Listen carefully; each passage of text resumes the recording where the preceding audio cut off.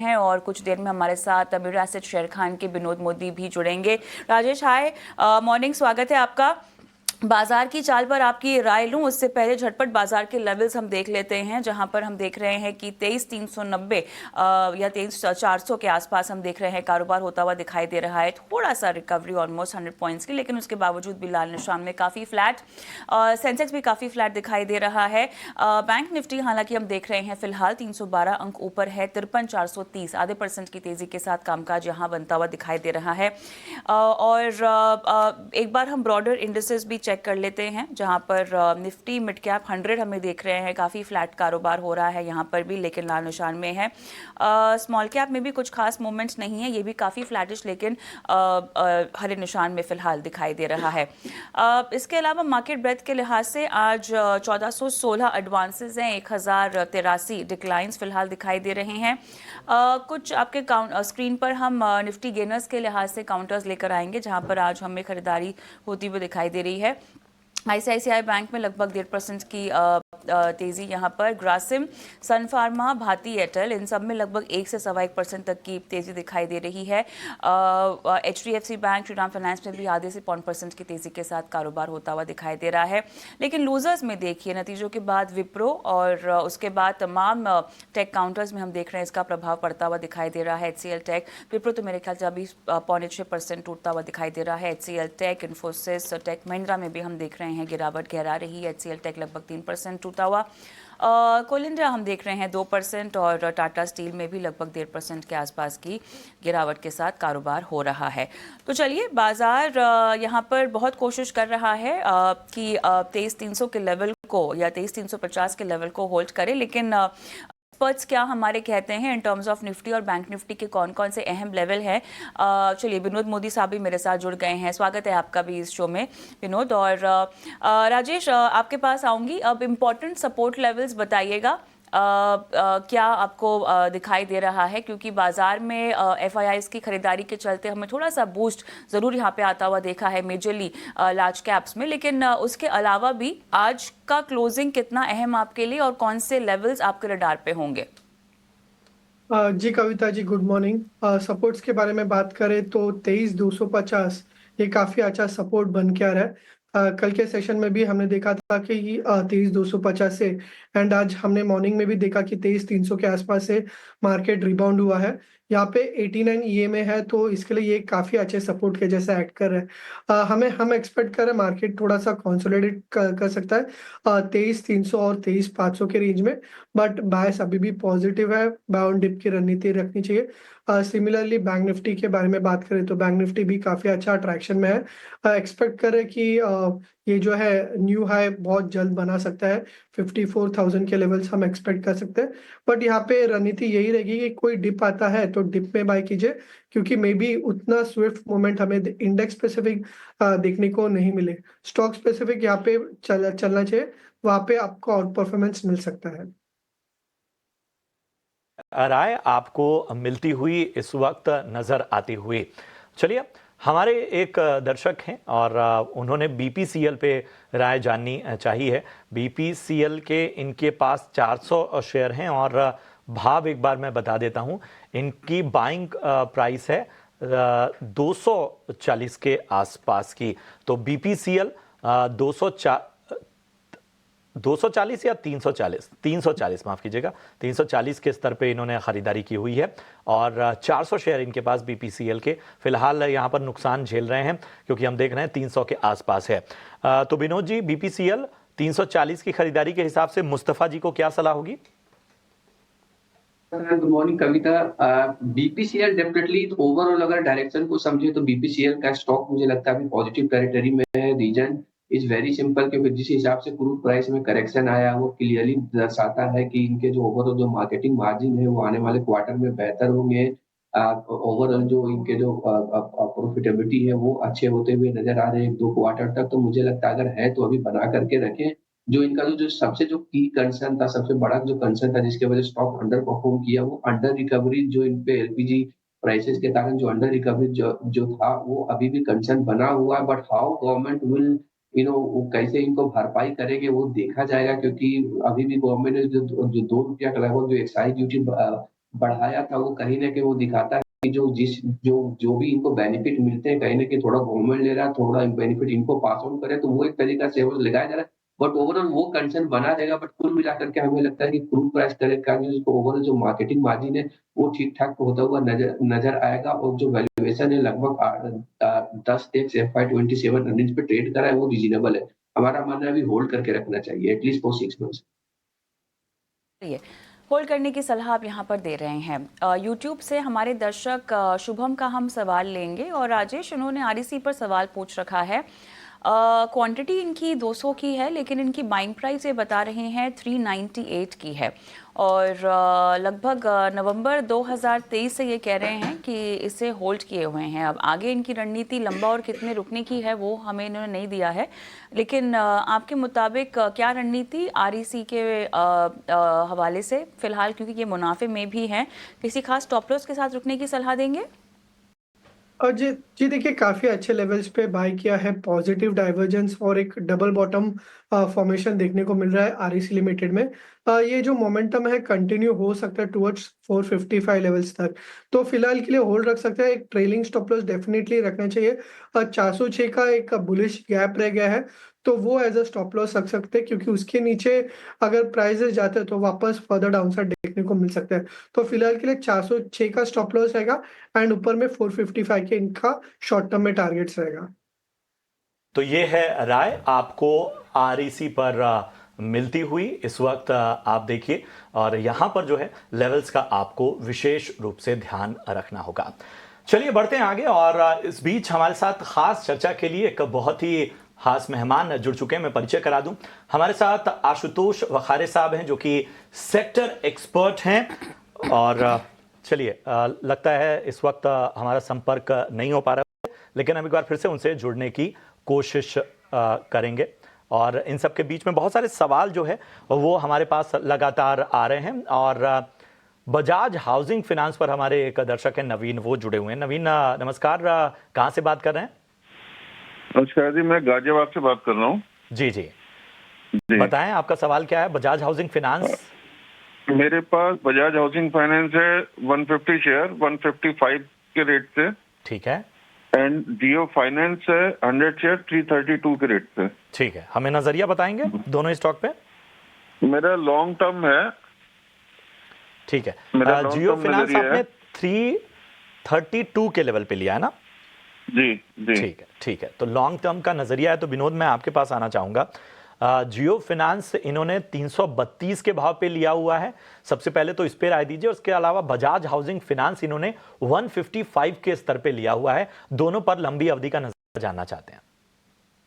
ये दोनों बेहतरीन स्टॉक्स हैं अपने अपने क्षेत्रों में। अगर मैं सबसे पहले जियो फाइनेंस की बात करूं, तो जियो फाइनेंस हमें पता है कि जो इनके जो पूरा फुल फ्लेज ऑपरेशन है, अभी भी बहुत सारे अभी टेस्टिंग फेज पे हैं, राइट। और कुछ सारे जो ऑपरेशन जो चालू हुए हैं, खासकर लेंडिंग सेगमेंट में, वो ठीक ठाक करता हुआ नजर आ रहा है। तो मुझे लग रहा है कि अभी भी लगता है 1-2 क्वार्टर के बाद ओवरऑल इनके नंबर्स में आप देखोगे आप तेजी ठीक ठाक होता हुआ दिखेगा। बट कुल मिलाकर के अगर कंपनी का मार्केट कैप जो लगभग 1.5 लाख करोड़ का और बुक वैल्यू जो लगभग 1.25 लाख करोड़ का 1.3 लाख करोड़, तो overall price to book value के हिसाब से 1.1x में ट्रेड करता है, जो मुझे लगता है बहुत अट्रैक्टिव है।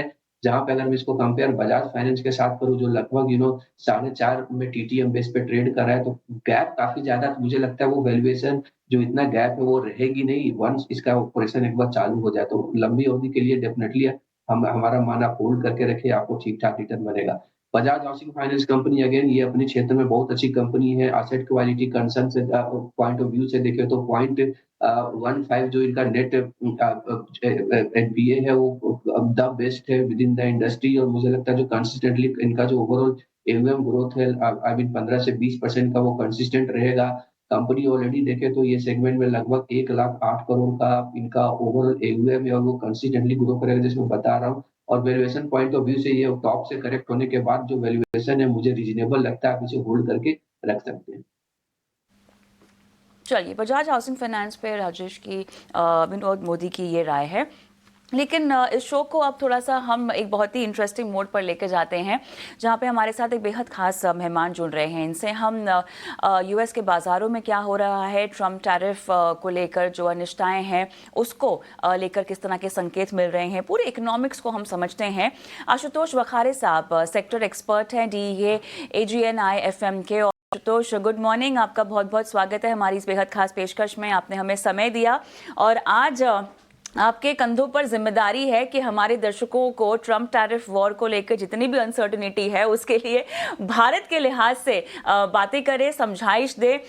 भले ही वो सेक्टर स्पेसिफिक बात हो, यूएस बॉन्ड यील्ड्स को लेकर बात हो, या आने वाले समय में भारत कैसे for the world from India theme पर आगे बढ़ सकता है, इसकी जानकारी हमें दे। तो चलिए चर्चा की शुरुआत जो लेटेस्ट अपडेट्स है उसी से हम करते हैं। नई दिल्ली और व्हाइट हाउस में हम देख रहे हैं बातचीत शुरू हो गई है। वित्त मंत्री साहिबा जाएंगी भी और इस कवायद को आगे बढ़ाएंगी भी। कुछ अटकलें ये हो रही है कि 90 दिन शायद बहुत कम समय है, बायलैटरल ट्रेड एग्रीमेंट साइन होते होते तो 1 साल 2 साल लग जाता है। 90 दिन के समय में भारत क्या कुछ कर पाएगा हमें नहीं पता है। लेकिन देखिए, जो व्हाइट हाउस से भी स्टेटमेंट आ रही है वो काफी पॉजिटिव है भारत के लिहाज से, और भारत भी अपने कॉर्पोरेट्स को बोल रहा है कि वो यूएस के साथ ज्यादा जो है अपना कारोबार बढ़ाने के लिए आगे बढ़े। पूरा समीकरण आपके लिहाज से किस ओर बैठ रहा है, भारत के लिहाज से, भारत की अहम भूमिका के लिहाज से? जी नमस्कार। बिल्कुल जी, आपने जो कहा कि दोनों देशों के जो आला अधिकारी है, चाहे राष्ट्राध्यक्ष और प्रधानमंत्री जी हो, चाहे मिनिस्टर्स हो, ये सब में एक कैमराडरी या एक बॉनोमी या एक वार्म रिलेशन है, वो तो दिख ही रहा है। और वो सब लोग वो पकड़ के चल रहे हैं कि कुछ तो भी होके भारत इसमें से निकल जाएगा। ये एक जो हम सॉफ्टवेयर इंडिकेशन बोलते हैं वो तो है।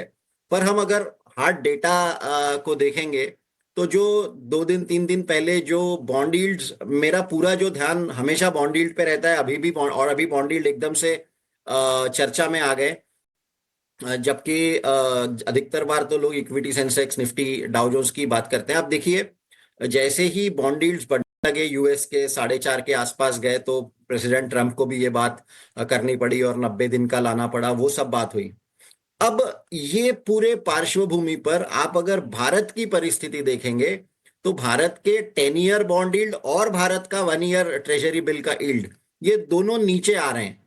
आप मुझे इस बात पे विशेष ध्यान लाना है कि विश्व भर में सभी बॉन्ड यील्ड ऊपर जा रहे हैं।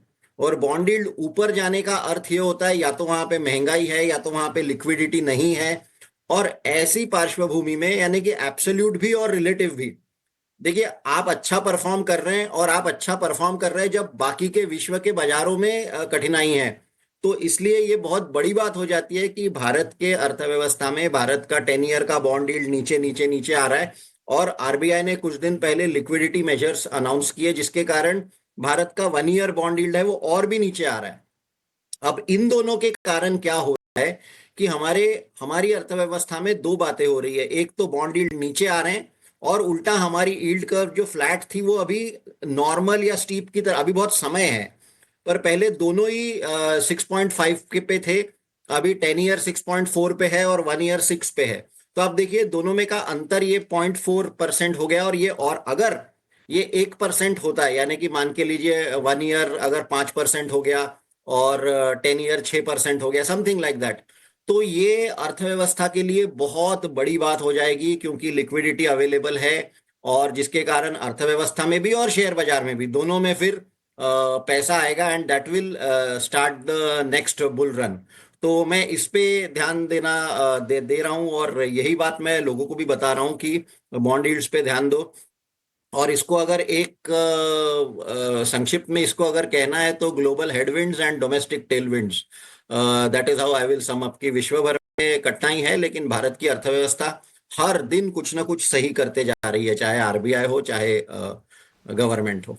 बहुत वैलिड पॉइंट आपने रखा। और इन सब के बीच में एक चीज़ सर मैं समझना चाहता हूँ। मेरा नाम प्रशांत है, और जाहिर सी बात है आपसे बातचीत करते हुए आज मैं बहुत सारी रिपोर्ट से गुजर रहा था। हम ये भी देख रहे हैं कि जो खासतौर पे चाइनीज कंपनियां, उनके एटीट्यूड में भी एक नरमी के संकेत हमें देखने को मिल रहे हैं। और मैं आज ही एक रिपोर्ट पढ़ रहा था कि वहां पर भी कहीं ना कहीं एक तरह से जो बड़े जायंट्स हैं और जिनका जो भारत में एक सेल्स का मार्केट है वो बहुत ज़्यादा स्ट्रांग है, वो कहीं ना कहीं अब अपने स्टांस में परिवर्तन कर रहे हैं। हालांकि हम जानते हैं कि भारत और चीन की जब बात आती है तो बहुत सारी चीज़ों को ध्यान में रखना होता है, लेकिन ये जो बदलता हुआ कारोबारी माहौल है, आपको लगता है कि न सिर्फ चीन बल्कि और भी ऐसे मार्केट्स हैं जो अब भारत को एक बेहतर जमीन के तौर पर, एक विकल्प के तौर पर देखेंगे?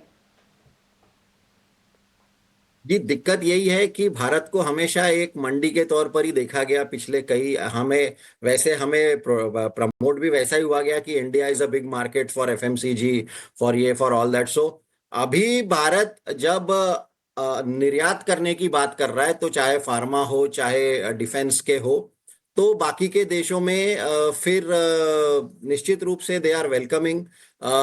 चाइना को लेकर चाइना भी बहुत चाहता है कि उसका प्रोडक्शन, उसका माल इंडिया में आए, और डंपिंग की एक बहुत डर है जिसके ऊपर भी चर्चा चल रही है। भारत में, जैसा आपने कहा, भारत में चीन को लेकर हमेशा ही थोड़ा सा उतना ओपननेस नहीं है जितना चाहे अमेरिका को लेकर या यूरोप को लेकर होगा। तो उसके चलते जब अमेरिका चीन के ऊपर टैरिफ्स लगा रहा है, और तब एक बहुत रियल पॉसिबिलिटी ये हो जाती है कि चाइना अपना माल भारत में डंप करेगा, और इसके ऊपर भी है। तो ये डर तो है, पर at the same time Bharat अपनी तरफ से जो भी बातें कर रहा है वो सभी से ये समझ में आ रहा है कि जी यहाँ पे हम पॉजिटिव में अधिक है as compare to negative, and बिल्कुल इंडिया इज टेकिंग दो स्टेप्स टू बिल्कुल टेक द वैक्यूम। जी। आशुतोष, थोड़ा चर्चा को यूएस बॉन्ड यील्ड्स की ओर मैं वापस लेकर जा रही हूँ, और क्योंकि आपने चाइना डंपिंग का जिक्र किया है, तो चाइना तो यूएस ट्रेजरीज की भी डंपिंग एक तरह से कर ही रहा है, जो रिपोर्ट्स भी कह रही हैं।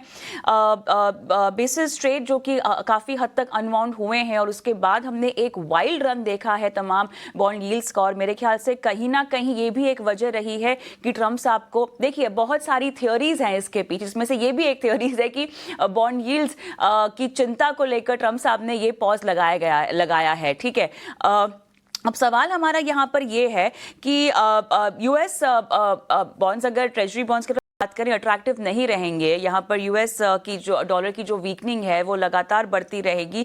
कहीं ना कहीं एक कोलैप्स हम जरूर आने वाले समय में, भले ही धीमे, लेकिन उसकी आहट जरूर महसूस करेंगे। अब इसका असर तो हम दुनिया भर की अर्थव्यवस्था में होता हुआ देखेंगे, क्योंकि यही वो बड़े देश हैं जो कि बहुत बड़े पैमाने पर फॉरेक्स को भी लेकर जमा करते हैं। और अगर उस लिहाज से उन्होंने ट्रेजरी बॉन्ड्स की डंपिंग शुरू कर दी है तो काफ़ी दिक्कत सामने हो सकती, जो कि चाइना, मेरे ख्याल से, क्योंकि सबसे बड़ा जो रिजर्व है मेरे ख्याल से चाइना के पास ही है। जापान के पास है, पर ठीक है, चाइना के पास बहुत बड़ा है। पर ठीक है, वो आंकड़ों का इतना महत्व नहीं है जितना जो कहानी का जो दिशा है उसके ऊपर है। ये देखिए, बिल्कुल चाइना, जो जो आपने यील्ड की बात कही है, बेसिस ट्रेड की बात कही, वो तो हो गया उस। अब देखिए, अगर नया बायर नहीं आता है, देखिए भारत में भी ऐसा होता है कि गवर्नमेंट बॉन्ड इशू करने जाता है और वो नहीं होता तो वो डिवॉल्व हो जाता है प्राइमरी डीलर पे। अब ये भारत में होता है, एक बात है, ये कुछ दिन पहले अमेरिका में हुआ कि अमेरिका बॉन्ड इशू कर रहा है और बायर्स ही नहीं मिल रहे हैं। तो ये एक लिक्विडिटी क्राइसिस का संकेत। अब भारत में होता है एक बात है, पर अमेरिका जैसे बड़े बाजार में होता है, और लिक्विडिटी अगर ऐसे सकआउट हो गई तो ये पूरे फंडामेंटल्स ही हिल जाएंगे। तो आप देखिए, जो दो बातें हो रही हैं कि एक जगह से बॉन्ड यील्ड ऊपर जा रहा है। अब अगर अमेरिका के बॉन्ड यील्ड ऊपर जा रहे हैं तो स्वाभाविक है, कोई भी कहेगा कि ठीक है यार, इंडिया से बाहर निकलो, अमेरिका में जाओ, क्योंकि रिस्की एसेट में इतना रिटर्न नहीं मिल रहा है जितना सेफ एसेट में मिल रहा है। पर यहाँ पे दूसरी बात ये भी हो रही है कि डॉलर इंडेक्स नीचे जा रहा है, जो आपने इसका उल्लेख किया कि 99 पे हो गया। या तो दो बातें हो रही है कि सभी रिस्क एसेट्स में से पैसा निकल रहा है और पैसा जाके गोल्ड में जा रहा है। गोल्ड एक के बाद एक आपके ही चैनल पे आते रहता है, गोल्ड ने नई ऊंचाई छू ली। और तो गोल्ड इसलिए ऊंचाई छू रहा है क्योंकि सब जगह पे हर एक रिस्क में से, आप क्रिप्टो बोलो, कच्चा तेल बोलो, 60 के नीचे आ गया, आप इंडियन सेंसेक्स निफ्टी बोलो, सभी, तो हर एक एसेट में से पैसा बाहर निकल रहा है, और हर एक एसेट में से पैसा निकल के गोल्ड में जा रहा है। और ये एक संकेत दे रहा है कि जागतिक अर्थव्यवस्था में कहीं तो भी कुछ तो भी something somewhere is going to break. अब क्या होगा, कैसे होगा, हमको पता नहीं है, पर सब लोग डरे हुए हैं। और इसी पार्श्वभूमि पर आरबीआई ने वो लिक्विडिटी मेजर्स अनाउंस कर दिए कि ठीक है, अगर ग्लोबल लिक्विडिटी क्रंच होता है तो इंडिया में वो शॉक एब्जॉर्ब होने की जितनी हो सके उतनी क्षमता होनी चाहिए। और इसलिए अगर जागतिक स्तर पर इक्विटी मार्केट्स बड़े इससे टूटते हैं तो भारत भी नहीं बचेगा। पर क्योंकि हमारी फंडामेंटल्स भी स्ट्रांग है और हमारे आरबीआई ने वहां पे लिक्विडिटी भी दे के रखी है, तो ये दोनों के कारण वो अगर शॉक आता है, या तो आरबीआई के और गवर्नमेंट के पॉलिसीज के कारण वो एब्जॉर्ब हो जाएगा और हमें उतना लॉस नहीं होगा, या फिर अगर होता है तो हम फट से ऊपर आने की संभावना अधिक है। तो ये सारी बातें अभी, और इसलिए रिटेल निवेशकों ने एसआईपी कंटिन्यू करनी चाहिए उसमें। वो तो मैंने, this is the most wrong time to stop your SIPs and just wait कि अगर ये ग्लोबल क्राइसिस में से हम लोग कैसे बाहर आते हैं। पर स्ट्रक्चरली फंडामेंटली भारत की अर्थव्यवस्था जितनी सुदृढ़ है उतना कोई और देश नहीं है अभी। चलिए आशुतोष, बहुत सारी चीजें जो आपसे समझनी है, हमें भी, हमारे दर्शकों को भी, लेकिन हमारा समय फिलहाल समाप्त हुआ। आपने हमें आज अपना कीमती वक्त दिया और दर्शकों को समझाइश दी, बहुत बहुत धन्यवाद। धन्यवाद, नमस्कार। हम योर स्टॉक में एक छोटा सा ब्रेक लेते हैं, लेकिन ब्रेक के उस पार विनोद मोदी, राजेश भोसले हमारे दोनों मेहमान बने हुए हैं और एक बार फिर से ब्रेक के बाद आते ही जुड़ेंगे दर्शकों से और उनके सवालों के जवाब लेंगे।